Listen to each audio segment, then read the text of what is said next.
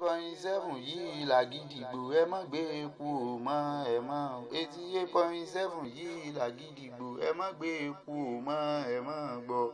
àṣé bí ọmọdé ò bá dóko bá bẹ́ẹ̀ lómìnir rí ni ó wí pé kò sí oko tó tó ti bàbá òun.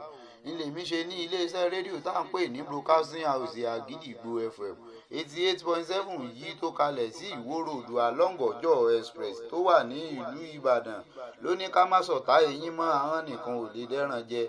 àtọ̀run lòṣùpá ti mú ìwáyé ká wá polówó ọjà lọ́dọ̀ wa. gbogbo ọjà tá a bá polówó lọ́dọ̀ wa gbogbo ẹ̀ ló ń tà wìtìwìtì. àwa kì í fi dúdú bò títọ́ lójú. bọ́rọ̀ bá ṣe rí gan la ò ròyìn rẹ̀. ìròyìn àsìkò tó kún rẹ́rẹ́ tó ṣe tí láǹfààní níléeṣẹ́ wa lẹ̀ ó sì ti máa gbọ́. pẹ̀lú àwọn ètò àtàtà tó kọ́ni lọ́gbọ́n tó tún fapò mú òkun yọ lẹ́mọ̀ gbọ́ ní 88.7 FM àgídìgbò. gbogbo ayé wa panupọ̀ wípé káfọ̀káwí iléeṣẹ́ rédíò tá a mọ̀ sí ohùn aráàlú akányìndé gbẹ̀gbọ́n ni láàrin akẹgbẹ́ wọn. làròyé fi wá ní brother sista mọ̀mọ́ bàbá ẹ dákun ẹ má gbé kúrò níbẹ̀.